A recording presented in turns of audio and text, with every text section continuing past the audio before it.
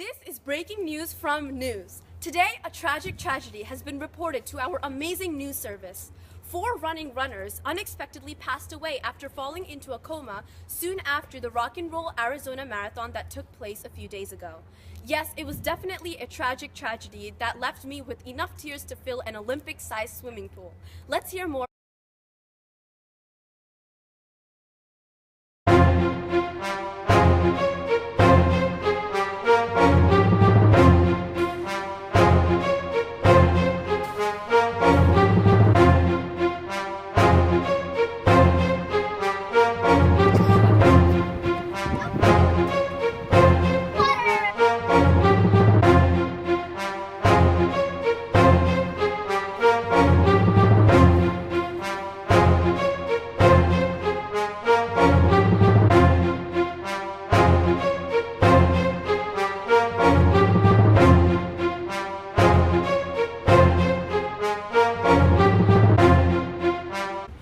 Welcome to Dallas, Texas. We are once again investigating the case of 4 runners who died at the Rock and Roll Marathon in Arizona a couple days ago.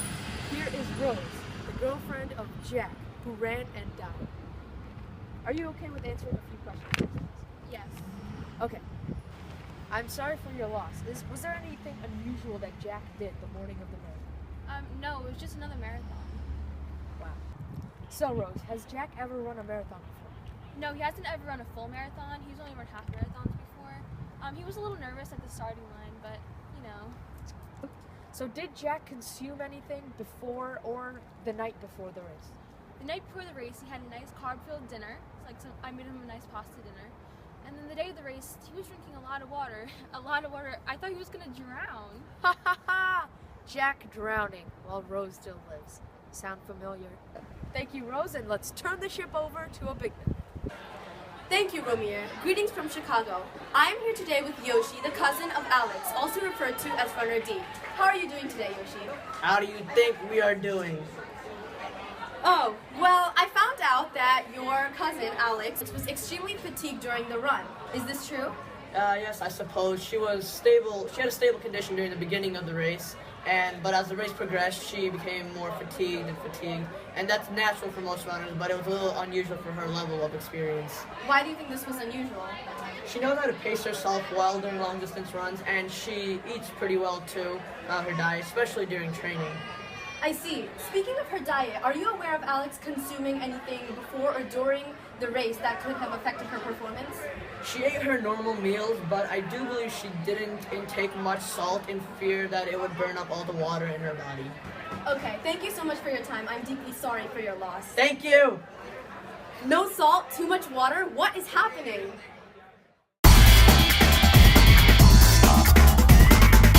The snack that smiles back. Goldfish!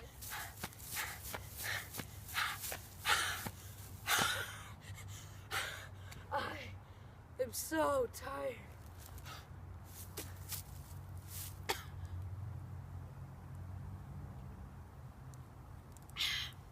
I can feel my electrolytes being replenished by Gatorade. Yeah!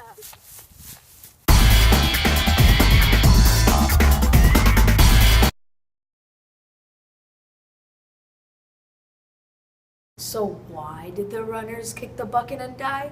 Because of hyponatremia. And I'm pretty sure that's what we'll be discussing next. The deceased marathon runners had a disease called hyponatremia.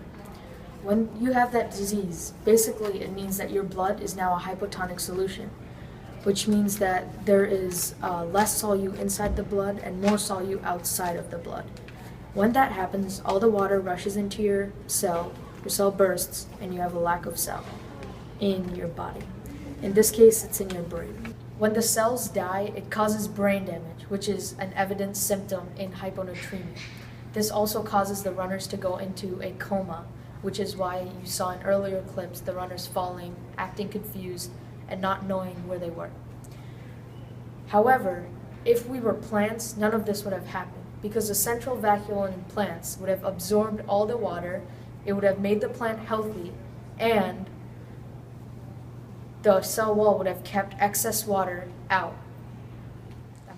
We've now gathered all the facts on the 4 runners who came from all around the United States to run in the Rock and Roll Marathon.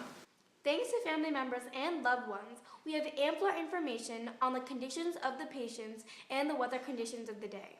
The elevation of the location was between 1,000 to 1,400 feet, according to the marathon's website. None of the deceased runners had signs of performance-enhancing drug use. Based on diet, signs, region of origin, and weather, doctors are trying to find a solution to prevent hyponatremia. We'll hear more about the condition from Dr. Romeo Waldo's assistant, Michelle. Osmosis is the movement of water through a semi-permeable membrane. It is a type of passive transport, so no energy is required and water moves down the concentration gradient. As the runner runs, he intakes excessive water in this situation. In the cell, there is currently a state of equilibrium, which is balance of solute and solvent. Solute is a substance dissolved in the solvent. In this situation, water is a solvent and sodium is a solute. There is an equal number of water and sodium particles inside and outside of the cell, and there is no net gain, making it isotonic. As the runner drinks more water, water enters the cell because there is a lower water concentration inside of the cell, and it causes the cell to swell. As more water keeps entering the cell, the solute concentration gets lower, causing hyponatremia. Eventually, the cells burst and life is terminated.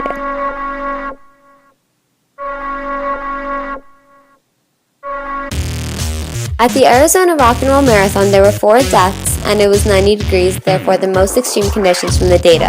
After the race, water levels rose and sodium levels dropped in the cells of people.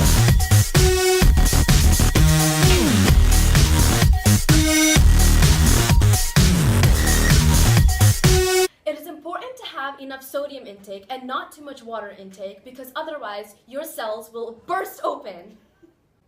One way to prevent hyponatremia is to eat some salty snacks while you're running in the marathon.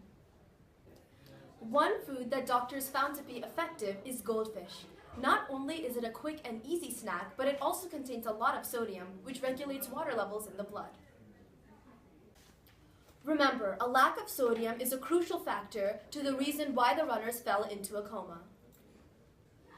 Another solution can be to drink sports drinks in addition to water, especially on hot days when people should be well hydrated. Sports drinks include Gatorade and Powerade, which replenishes nutrients and electrolytes lost over time when performing in demanding activities. If marathon runners follow our medical team's advice, they are guaranteed to have a safe race, at least through the nutrition aspect of it. Eating goldfish would help because sodium would go into the cell, creating balance, making the solution isotonic. Drinking Gatorade or Powerade would lessen the water content in the cell, making the solution less hypotonic. This is prime for the situation because high water levels are why people are dying so easily. I'm going to teach you how to make a hypertonic solution. Basically, you have water in both your cell, and your blood. Well, that's what it would be in the body. So, basically, you're going to make sure to have a lot of these special marble ion thingies in the blood. A lot of them in the blood. Alright, so now we all know from before that this will make it a highly solute concentrated solution in the blood, since there's more solute, and in this case there would be less water. Now, in your cell, there's only going to be like 1 and 2 loners. Okay, basically now there's more water in your cell than there is in the blood. So then, due to osmosis, the water from your cell will start to diffuse into the water in your bloodstream through its semi-permeable membrane. And soon it'll keep on going, until there's an equal concentration in both. Now, since there's so many of these marble thingies in here, it's going to take a lot of water from here to equalize both levels. Therefore, you're going to have these left in here, and there's going to be barely any water left inside your cell. That'll make the cell grow really small. If you're a plant, you'll wilt and feel bad and all that. So, yeah, then,